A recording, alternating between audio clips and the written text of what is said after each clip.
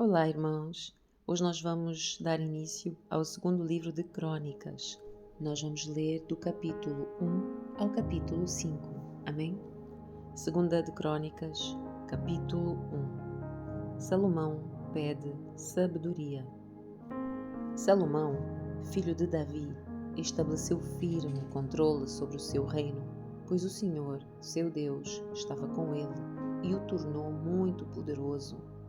Salomão convocou todas as autoridades de Israel, os generais e os capitães do exército, os juízes e todos os líderes e chefes dos clãs. Então conduziu toda a comunidade ao lugar de culto em Gibeon, pois ali ficava a tenda do encontro. Essa era a tenda que Moisés, servo do Senhor, havia feito no deserto. Davi tinha transportado a arca de Deus de Kiriat Jearim para a tenda que ele havia preparado para ela em Jerusalém. Mas o altar de bronze feito por Belazel, filho de Uri e neto de Ur, ainda estavam ali, em Gibeon, em frente ao tabernáculo do Senhor. Então Salomão e o povo se reuniram nesse local para consultar o Senhor. Na presença do Senhor, Salomão ofereceu 1000 holocaustos sobre o altar de bronze que estava na tenda do encontro. Naquela noite, Deus apareceu a Salomão e lhe disse: "Peça o que quiser, e eu lhe darei."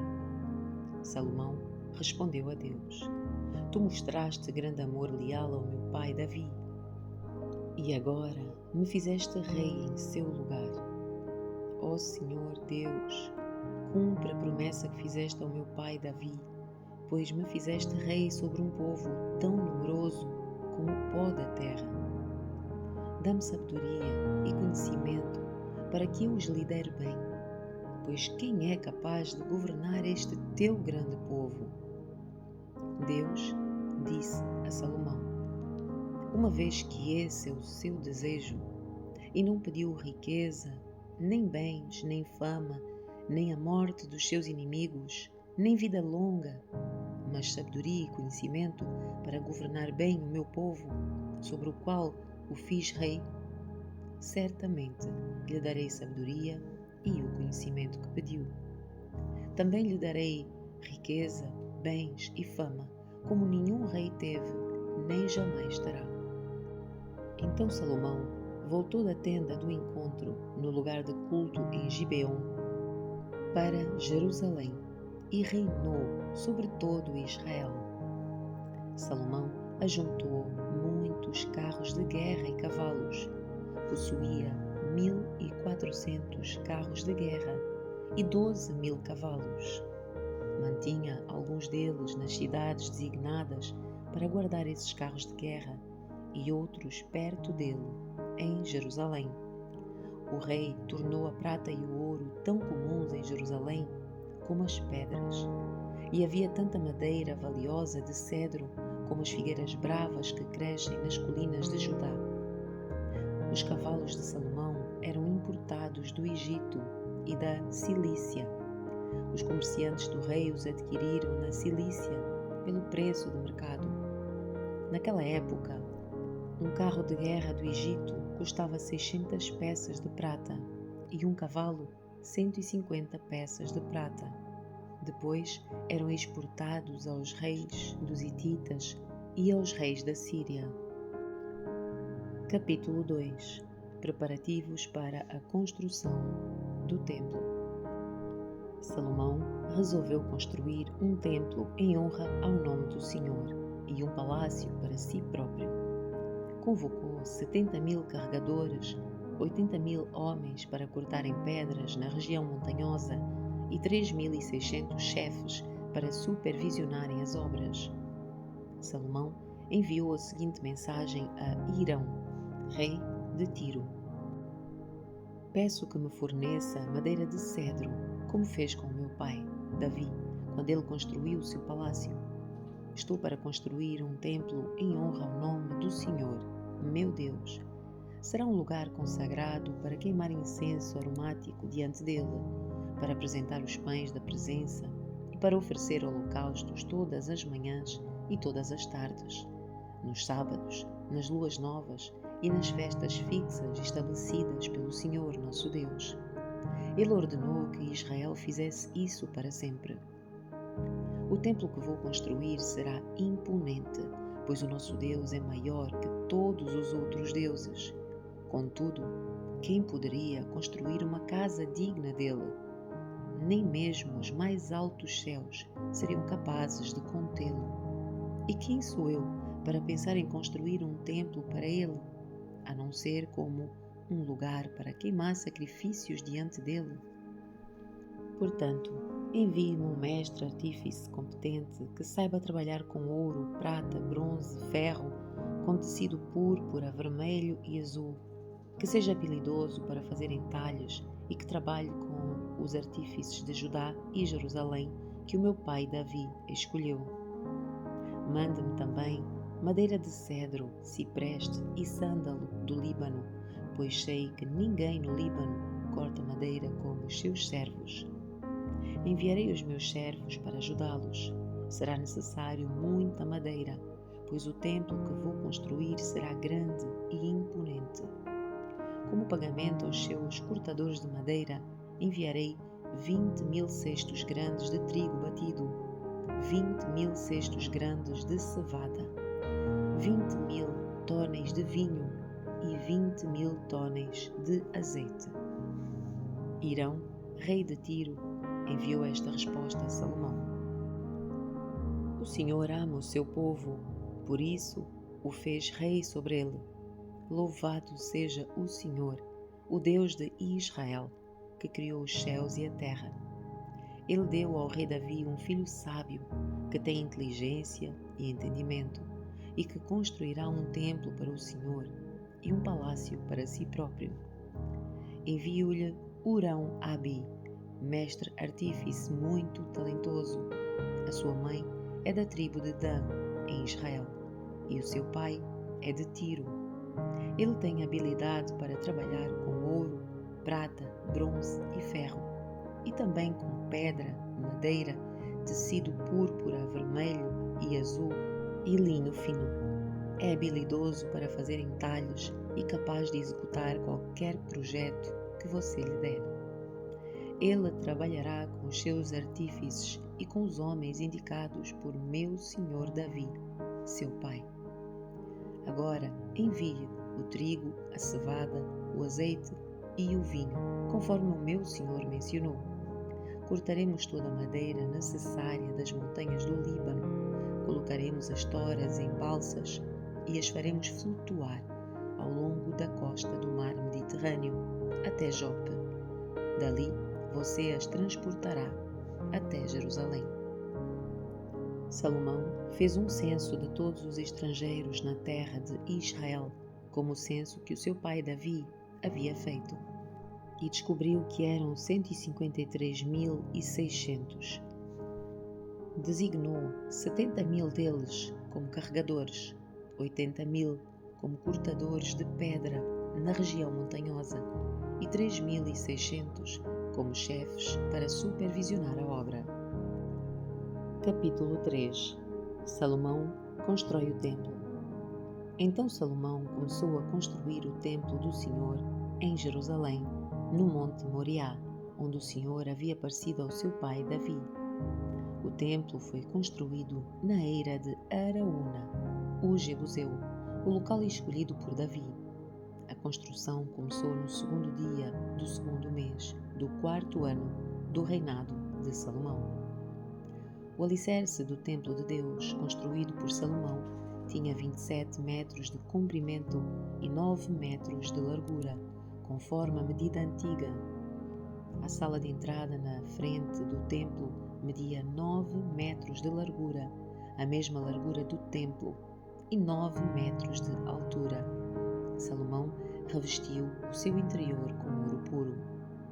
Cobriu todas as paredes do salão principal do templo com madeira de cipreste, revestida com ouro puro e enfeitada com entalhes de palmeiras e de correntes. Enfeitou as paredes do templo com pedras preciosas e com ouro da terra de Parvaim. Revestiu com ouro as vigas, os batentes, as paredes e as portas de todo o templo e entalhou nas paredes figuras de querubins. Fez o lugar santíssimo com 9 metros de largura, a mesma largura do templo, e 9 metros de comprimento. Revestiu o seu interior com 21 toneladas de ouro puro. Cada um dos pregos de ouro pesava 600 gramas. Também revestiu com ouro as paredes das salas superiores. Fez 2 figuras em forma de querubins. As revestiu com ouro e as colocou no lugar santíssimo. As asas abertas dos querubins mediam juntas 9 metros. Uma das asas do primeiro querubim media 2,25 metros e tocava a parede do templo. A outra asa, que também media 2,25 metros, tocava a asa do segundo querubim. De igual modo, uma das asas do segundo querubim media 2,25 metros e tocava a parede oposta. A outra asa, que também media 2,25 metros, tocava a asa do primeiro querubim. Portanto, as asas abertas dos querubins mediam juntas 9 metros. Os querubins ficavam em pé, de frente para o salão principal do templo. Na entrada do lugar santíssimo, colocou uma cortina de linho fino, enfeitada com fio azul, púrpura e vermelho e bordada com figuras de querubins. Para a frente do templo, fez 2 colunas, cada uma com 8,1 metros de altura e com um capitel de 2,25 metros de altura. Fez conjuntos de correntes entrelaçadas e os colocou para enfeitar o alto das colunas. Também fez 100 romãs decoradas e as prendeu às correntes. Depois, levantou as 2 colunas na frente do templo, uma ao sul da entrada e outra ao norte. Chamou a coluna ao sul de Jaquim e a coluna ao norte de Boaz. Capítulo 4. A mobília do templo. Salomão também fez um altar de bronze, com 9 metros de comprimento, 9 metros de largura e 4,5 metros de altura. Depois fundiu um grande tanque redondo chamado Mar. O tanque media 4,5 metros de uma borda à outra, 2,25 metros de profundidade e 13,5 metros de circunferência. Logo abaixo da borda tinha ao seu redor 2 fileiras de figuras semelhantes a touros. Havia cerca de 20 figuras por metro em toda a circunferência, formando uma única peça de fundição com o tanque. O tanque ficava apoiado sobre 12 touros, todos voltados para fora, 3 voltados para o norte, 3 para o oeste, 3 para o sul e 3 para o leste. As paredes do tanque tinham 8 centímetros de espessura e a sua borda se projetava para fora como uma taça, semelhante a um lírio. Tinha capacidade para cerca de 60.000 litros de água. Fez também 10 pias menores para lavar os utensílios para o holocausto. Colocou 5 do lado sul e 5 do lado norte. Os sacerdotes, porém, se lavavam no tanque chamado Mar. Fez 10 candelabros de ouro, de acordo com as especificações que havia recebido, e os colocou no templo, 5 do lado sul e 5 do lado norte. Fez 10 mesas e as colocou no templo, 5 do lado sul e 5 do lado norte. Também fez 100 bacias de ouro. Depois construiu o pátio dos sacerdotes e o grande pátio externo, fez portas para as entradas dos pátios e as revestiu com bronze. O grande tanque de bronze, chamado Mar, foi colocado perto do canto sudeste do templo. Hurão-Abi também fez as bacias, pás e tigelas necessárias. Assim, Hurão-Abi terminou tudo o que o rei Salomão havia ordenado que ele fizesse para o templo de Deus. As 2 colunas, os 2 capitéis em forma de taça no alto das colunas, os 2 conjuntos de correntes entrelaçadas que enfeitavam os capitéis, as 400 romãs penduradas nas correntes dos capitéis, 2 fileiras de romãs para cada conjunto de correntes que enfeitavam os capitéis no alto das colunas, as bases móveis para levar água para as pias, o mar e os 12 bois debaixo dele, os baldes das cinzas, as pás, os garfos de carne e os demais utensílios. Hurão-Abi fez todos esses utensílios de bronze polido para o templo do Senhor, conforme as instruções do rei Salomão. O rei ordenou que fossem fundidos em moldes de barro no vale do Jordão, entre Sucote e Zaretã. Salomão usou uma quantidade tão grande de bronze que o seu peso não pôde ser medido. Salomão também fez toda a mobília para o templo de Deus: o altar de ouro, as mesas para os pães da presença, os candelabros e as suas lâmpadas de ouro maciço para serem acesas diante do lugar santíssimo, conforme determinado, os enfeites de flores, as lâmpadas e as tenazes, todo o ouro mais puro, os cortadores de pavio, as tigelas, as colheres e os incensários todos de ouro maciço, as dobradiças das portas de entrada do lugar santíssimo e do salão principal do templo, revestidas com ouro. Capítulo 5. Assim, o rei Salomão concluiu toda a sua obra no templo do Senhor. Então, trouxe todos os presentes que o seu pai Davi havia consagrado: a prata, o ouro e os diversos objetos, e os guardou na tesouraria do templo de Deus. O transporte da arca para o templo. Em seguida, Salomão mandou chamar a Jerusalém todas as autoridades de Israel e todos os líderes das tribos, os chefes das famílias israelitas. Eles levariam a arca da aliança do Senhor do lugar onde estava, na cidade de Davi, também conhecida como Sião, para o templo. Todos os homens de Israel se reuniram diante do rei durante a festa das cabanas, celebrada anualmente no 7º mês. Quando todos os líderes de Israel chegaram, os levitas ergueram a arca. Os sacerdotes e os levitas levaram a arca do Senhor junto com a tenda do encontro e todos os seus utensílios sagrados. Ali, diante da arca, o rei Salomão e toda a comunidade de Israel ofereceram tantos sacrifícios de ovelhas e bois que não puderam ser contados. Então os sacerdotes levaram a arca da aliança do Senhor para o santuário interno do templo, o lugar santíssimo, e a colocaram sob as asas dos querubins. Os querubins tinham as asas abertas sobre a arca, e elas cobriam a arca e as varas usadas para transportá-la.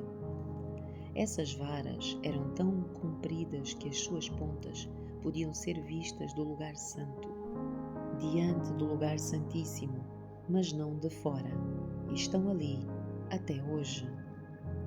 Na arca havia só as 2 tábuas de pedra que Moisés tinha colocado dentro dela no Sinai, onde o Senhor fez uma aliança com os israelitas depois que eles saíram da terra do Egito.